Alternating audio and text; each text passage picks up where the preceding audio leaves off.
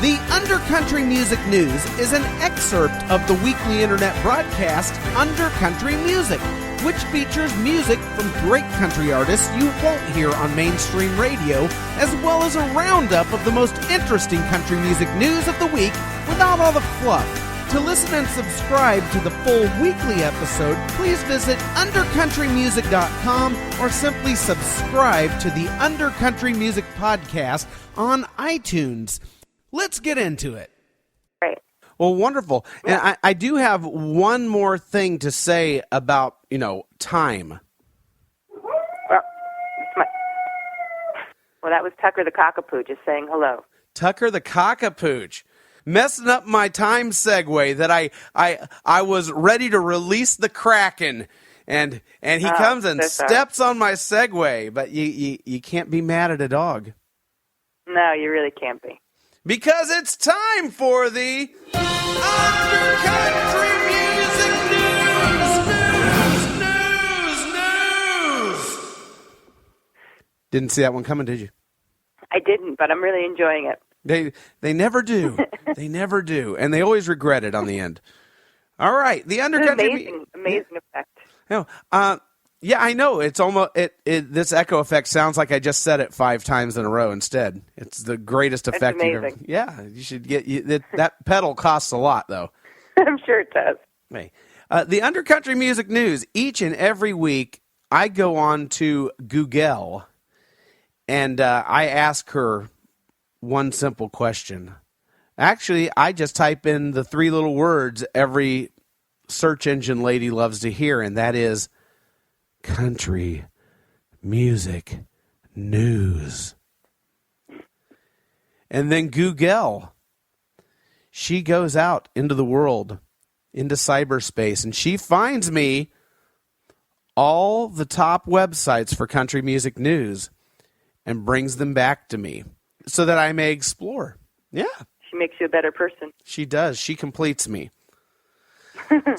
So each and every week I go on to all the top search results, the websites for country music news, and I look at their news rolls. Now, here I've been doing this about a year and a half, 2 years now, and what I have discovered is that when I go on to these places looking for country music news, what I instead find is that they're really just filled with press releases more than anything else. People trying to keep their face in the news, so they they talk about their new line of country flavored cummerbunds for the hillbilly tuxedo wedding, or Kelly Pickler's line of aluminum wallets, or some crap like that, or what Darius Rucker really thinks about rainbows. I mean, just wow. You think I'm joking, but it's really fodder junk like that. I don't know how much time have you spent looking for country music news? I've spent absolutely no time looking for that. Well, then we're in for a treat here. So my challenge, I can't wait. My challenge here is because the country music news the real country music news is so hard to find. And I go onto all these websites and I dig for the 1 or 2 actual country music news stories, and I compile them from all these different websites, and I put them together, and I bring them to the listeners of Undercountry Music, both of them. Oh, great. And if I go on a website that's supposed to have country music news, and they don't have any country music news, are you aware of what we do here? I'm not, but I'm afraid to ask. Well, this is... You make it up? No, this is where something you may have been warned about before coming on the show comes into play. We award those who do not report any country music news on their country music news page. We award them with the Undercountry Music News Wet Belch of the Week. Wow. Yeah. It's got to be wet.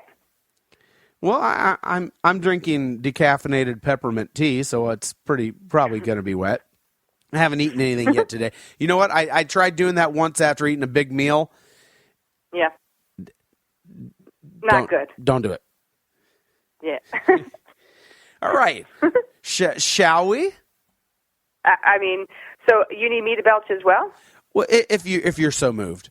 But what I am. okay. Well, what I more want, I want you to feel free to pipe in here with your thoughts and feelings on the day's country music news. Okay, great. Okay, here we go. Over at CMT, Country Music Television, the Country Music Hall of Fame has inducted Mac Wiseman, the late Hank Cochran, and Ronnie Milsap. Wow. So Ronnie Milsap finally got inducted into the Country Music Hall of Fame. Good. Yeah, That's good. Yeah. Now, all three inductees have a unique bond in that they all endured some really severe hardships as children. Wiseman was crippled by polio. Cochran came from an orphanage, and Ronnie Milsap, and I never knew this about him, he was shipped off at the age of 6. I would imagine because he was blind, but it doesn't really say where he got shipped off to. I guess if I dug into his biography or something, I could figure that out. But, there you go. So that's the news? No, that's us over at CMT. We got lots more to go into. Oh, good. And that's your country music news for the day. Well, that's nice to hear about it. Ronnie Milsap. Yeah. And Hank Cochran, all of them. I'm happy for all of them.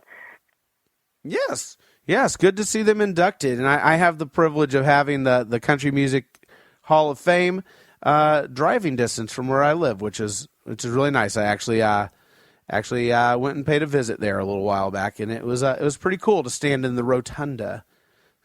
I have a little bit of country music news myself for you, if I'm allowed to interject. Yes. Yesterday, around 10 p.m., I saw in my Twitter news feed that the Crystal Gale, verified, is following me on Twitter. That's country music news. Wow. Yeah. Don't that make your brown eye burn? It does. It makes me one Twitter degree away from Loretta Lynn. Whoa. That's heavy, right? But now you got to grow your hair down to your ankles. I know. Do you think her hair's still that long? I have no idea. I can't imagine that after all this time she would have kept it that long. I mean, that's maintenance. That is maintenance. I wonder. I mean, I can't imagine she would change her hair. It's such a major part of her image. I know she's like the living Rapunzel. She is. She literally is. She's like a Disney character. I know. I think that her hair is still long, if you Google her.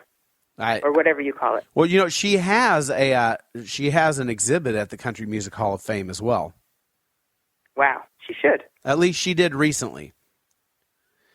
But anyway, moving along, but that's way cool. I don't think I have any celebrities following me at all. But I don't Twitter. I never me and Twitter never connected. Oh, you need to work that out, Neil. It's a major place for a guy like you with a show like this. I have tried to work it out many times, and it's just never. I just never made that connection. I don't know what it is, but for some reason, I just don't feel the Twitter. I hear you. I understand. I'm all up on Facebook, but for some reason that it's been like oil and water. Wow. Yeah, I understand. Well, you're a man of many words, and Twitter does not allow for that. Well, there you go. Anyway, moving along to Taste of Country. Johnny Cash's son, John Carter Cash, has been arrested in a Canadian airport. Have you ever been arrested in a Canadian airport? Not to my knowledge, no. Okay. Not to your knowledge. Sometimes I'm not conscious. I had a decade like that. Yeah, can get like that sometimes. But no, I've never been arrested anywhere yet. Really? Which makes me, not yet. Cool. Well, apparently, I'm going to say allegedly so that this can't come back and haunt me. Allegedly, he was blasted on something and stripped down to his underwear right there in the middle of the airport and got arrested. Wow. The apple don't fall far from the tree, does it? It doesn't.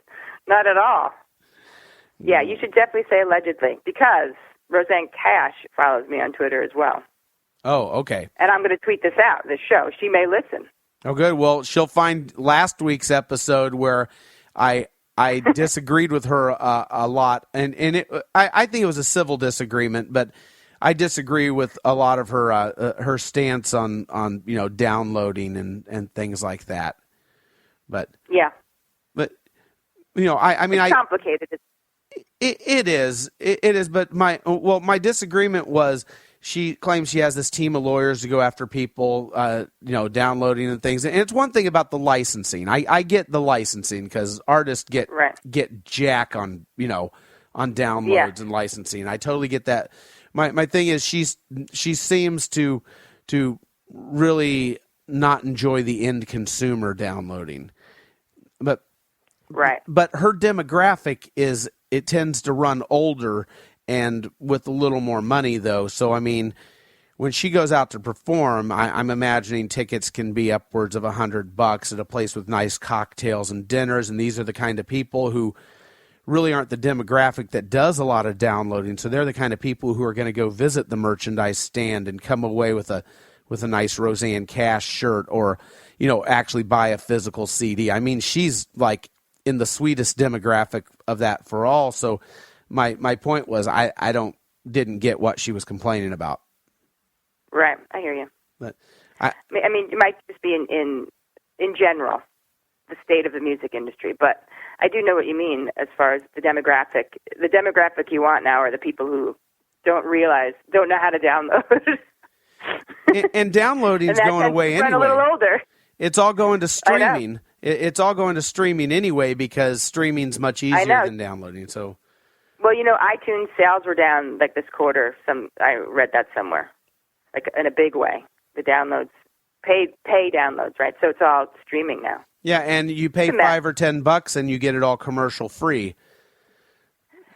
That's right. And what we do now is, more often than not, we offer our music for free. Download it for free if you need it to be. We always quantify it, if you need it to be. And more often than not, our fans will download, say 100 download it free, the other 100 will download it for $5. So they kind of make up for it, for the people who download it for free. I just think as artists, we have to find creative ways to survive in this industry. Well, that's exactly it. And, I think maybe the downloading might be a lot of her father's catalog that she inherited. Now, that I can see is getting downloaded. Right. And so probably a lot of her protections, and I didn't think about that when I was making the commentary last week, is probably her protections are more about, that than anything else, about things she owns rather than things she releases. Because, I mean, quite honestly, the 20-somethings ain't out there, bootlegging the 7-year itch. No, they are not. And speaking of bootlegging, let's move along to the 7-year ache, though, Joanna. I want to just clarify that. Oh, yeah, okay. Oh, okay, well, there you go. Okay. Moving along to the boot.com shows you how much I know. Well, just in case someone actually wants to go download it, they would be looking in the wrong place if they looked for 7-year itch. Well, I haven't heard that song in probably 10 years, so I got the title of it wrong. So that's okay. Yeah. Anyway, over at theboot.com, Kenny Chesney and Jason Aldean will combine their tours, and both of them are stadium acts now. They're going to combine their tours next year for 10 combined stadium shows. Interesting. Why do you suppose they're combining? I don't know. Maybe they're combining in the areas where they don't sell as many tickets. Maybe it's in the areas where perhaps are more challenging for them to fill the stadiums, and together they can fill the stadium. Yeah, makes sense. But I don't know. I don't know if that would be the case, and I was trying to figure out who, if they would be alternating, who would go last. Because everybody always wants to be the last act. That's because that's the headliner, or if there was just one act that would be the headline, and it doesn't really say. Who do you think would be the closing act? interesting. And maybe they would go on a market-by-market basis, similar to what you said, where whoever's bigger in that particular market goes on. But I would think Kenny Chesney would be second.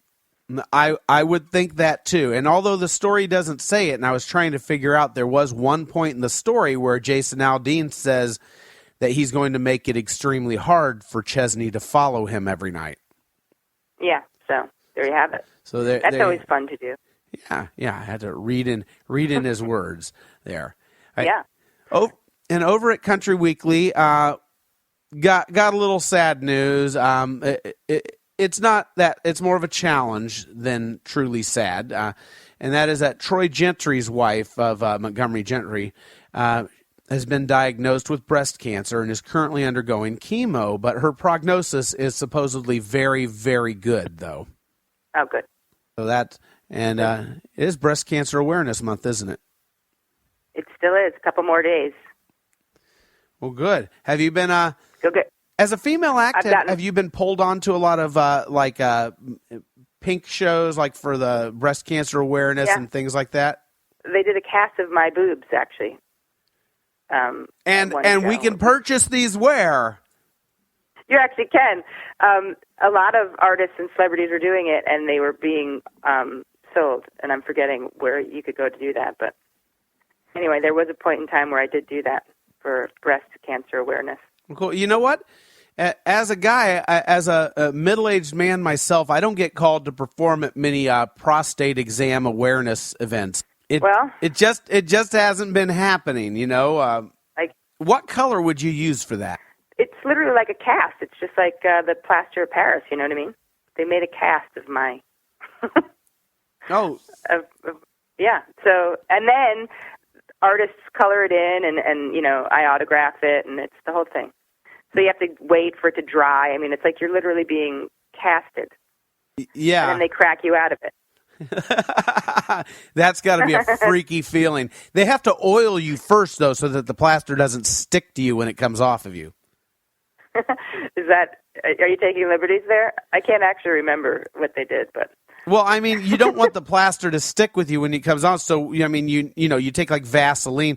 I mean, I've been there when they cast. A friend of mine got his face cast to make a molded mask one time, and that's what they did. Yeah. They took Vaseline and they rubbed it all over his face so that when they took the plaster off of his face. You're probably right. So I wasn't just having like little creepy fantasies here. There was an actual, Now I'm not above.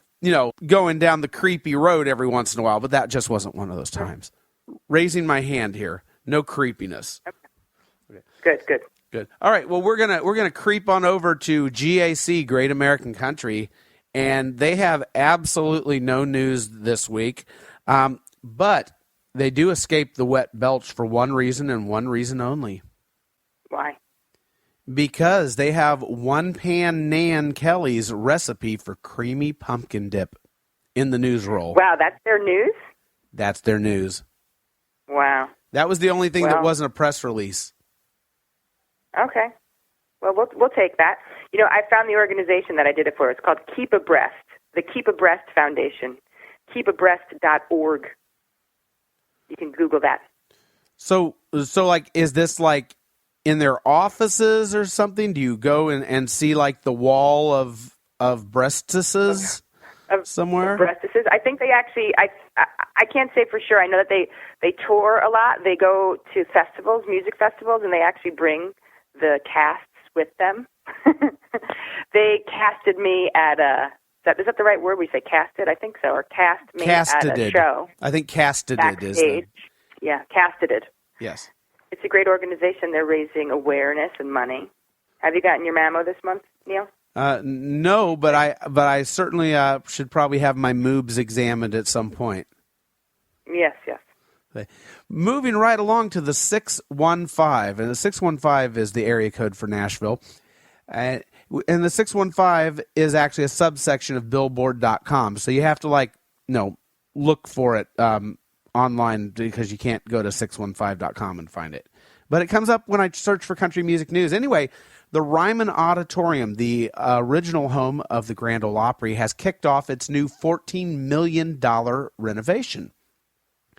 which is going to include an expanded lobby and retail areas, a cafe space in the outdoor plaza, and an interactive multimedia tour. But the actual auditorium itself, which is a National Historic Landmark, will remain virtually untouched. You ever been to the Ryman? A lot of money. Yeah. I have been. It's awesome. I have not. I've been to the Grand Ole Opry many times, but never any shows at the Ryman. They do shows there all the time. Yeah. Have you ever been to the Opry? I haven't been to the Opry, no. The Opry's fun. Every act that comes out, a lot of celebrities and stuff, and they just come out and play like just a couple of songs, and it's real quick, and the show just moves and moves, and it's neat. I've been to it a couple of times. Yeah, I would love to go. I would love to play there. Anyway, just putting it out there. If anyone influential is listening. The Grand Ole Opry, if you're listening, as I know the entire Grand Ole Opry decision-making board does listen to this show. Of course they do. Of course they do. Of course they do. Antigone Rising, they're ready for you. We're available. They're ready. And the question is, are you? That is the question. All right, we got one more place to check in with here for our country music news. It's Rolling Stone Country.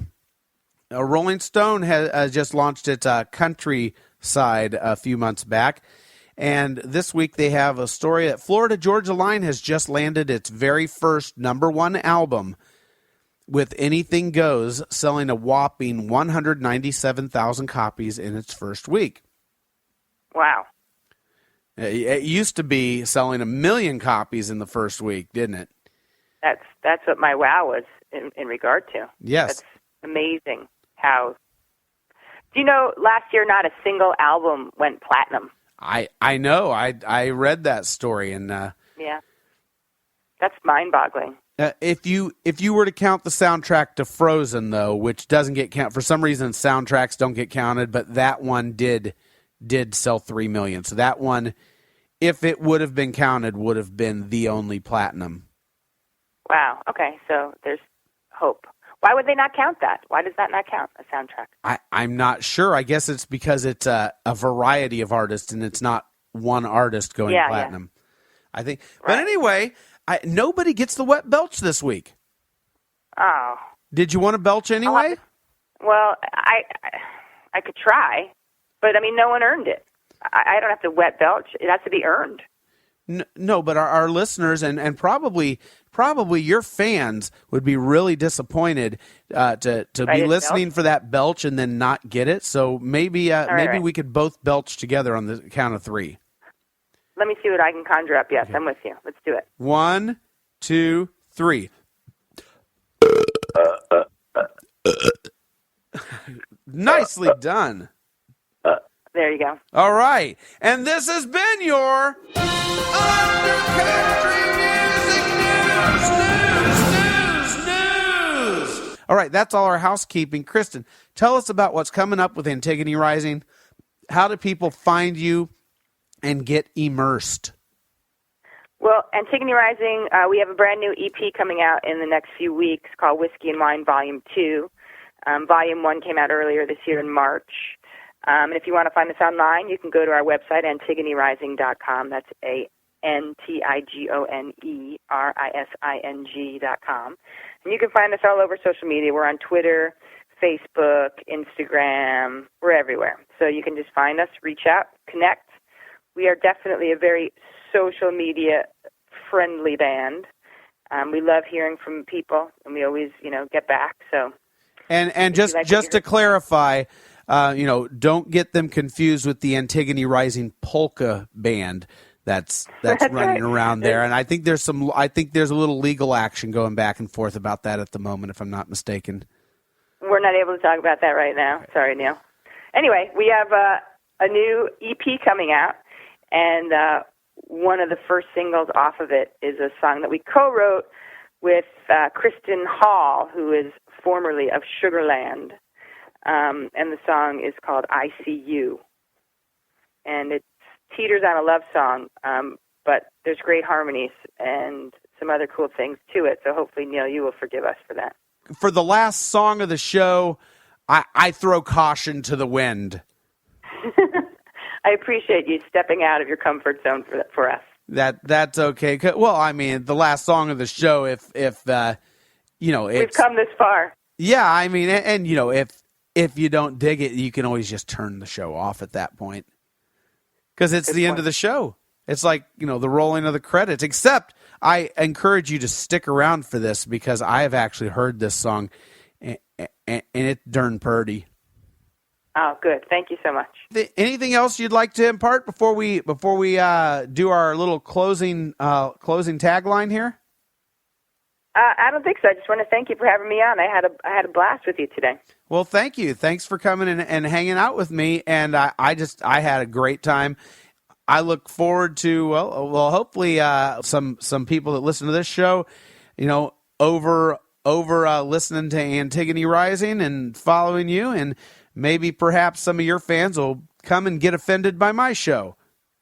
I can almost guarantee you that they will. All right. Well, we're out of here. We're going to close with Antigone Rising's song, I See You. And you know how we close out this show? By belching? No. We say, stay under, stay country. Thank you for listening to the Undercountry Music News. The Undercountry Music News is just a small excerpt of the weekly hour-long internet broadcast Undercountry Music, where I play music and have great interviews by lesser-known original country acts. Get on over to undercountrymusic.com, where you can listen and subscribe. Stay under, stay country.